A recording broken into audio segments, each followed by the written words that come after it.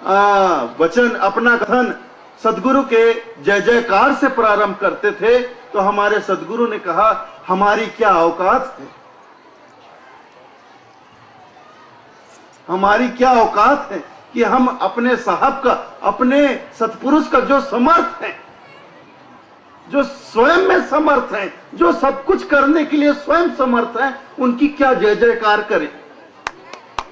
अरे जय और पराजय तो हम और आप लोगों की होती है।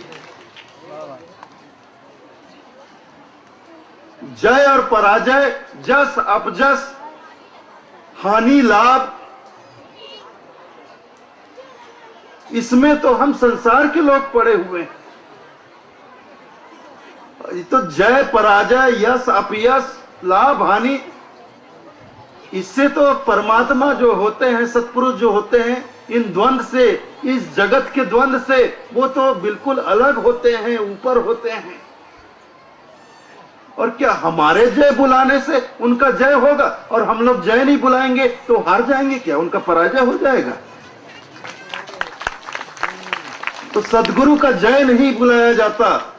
सदगुरु के तो आप ये समझ लीजिए, जो सत्पुरुष हैं, जो साहिब हैं, इस बात को ध्यान रखिए, जो साहिब हैं उनकी तो केवल बंदगी होती है, केवल बंदगी होती है।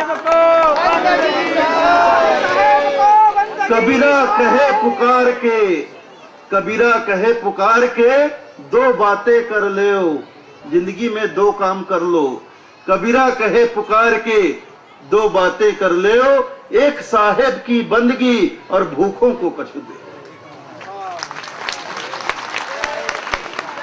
और बंदगी इसलिए, अरे बंदे तू कर बंदगी, जो चाहे दीदार, अगर दीदार चाहते हो, दर्शन चाहते हो, तो बंदे तू कर बंदगी, जो चाहे दीदार, अवसर मानुष जन्म का मिले न दूजी बार। दोबारा अवसर नहीं मिलेगा। ये मानुष तन किसी को बार बार नहीं मिलता है। मानुष ऐसा जीवरा मिले न दूजी बार, और पक्का फल जो गिर पड़ा तो बहुरी न लागे डार। एक बार फल वृक्ष के डाल से टूटकर गिर गया तो दोबारा डाल पे कभी नहीं लगता। ऐसा यह मानव जीवन है जो मिले न दूजी बार, दोबारा नहीं मिलेगा। तो अपने इस मानव जीवन के महत्व को हमें समझना होगा।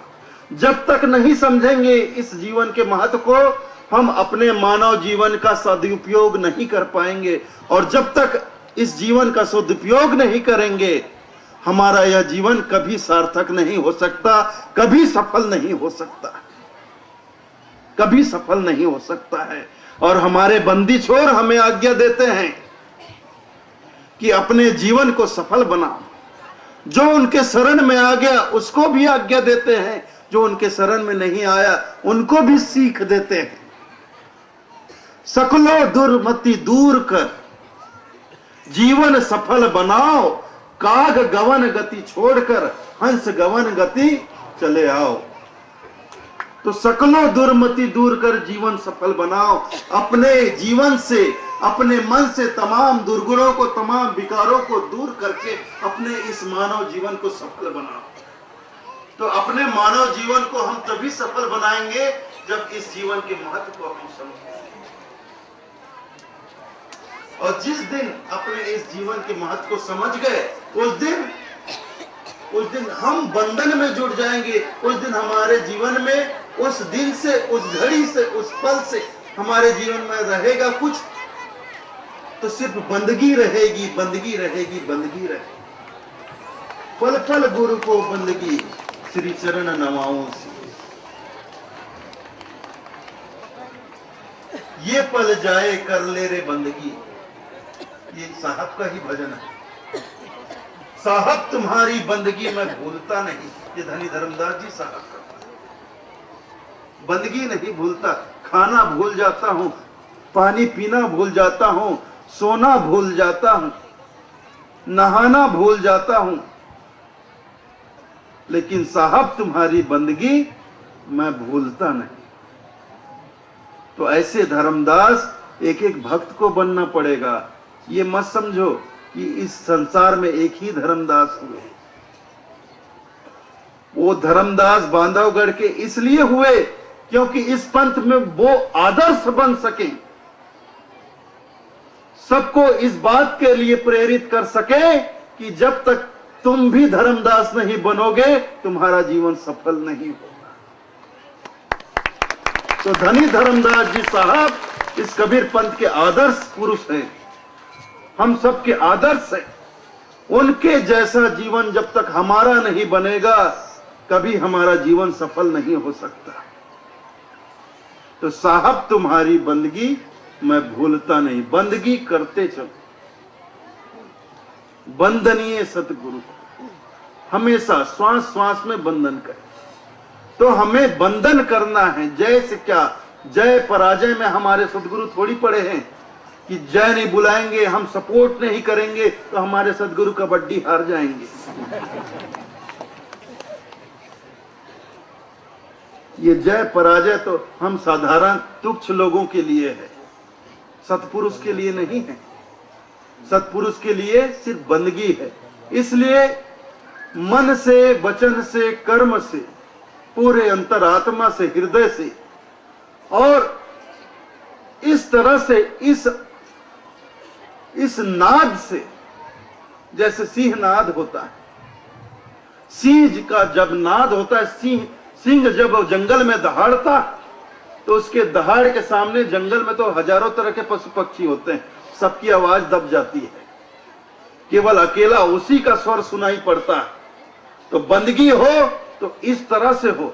अभी 3 बार मेरे साथ आप लोग हमारे सतपुरुष की बंदगी बोलेंगे और आवाज ऐसी हो पूरा ब्रह्मांड गूंज जाए। बोलिए सतगुरु कबीर साहब के पावन चरण कमल वही जय। कभी नहीं सुधर सकते, दाग जो लागे नील का नो मन साबुन धोए, लाख जतन पर मोदिए पर कागना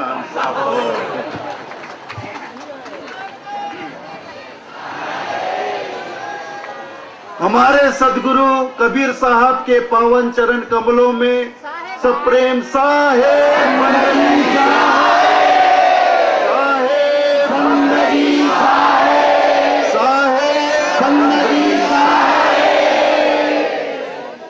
इस पावन स्थल पर यहाँ पधारे साहब के तमाम हंस जन और साहब के प्यारे संत जन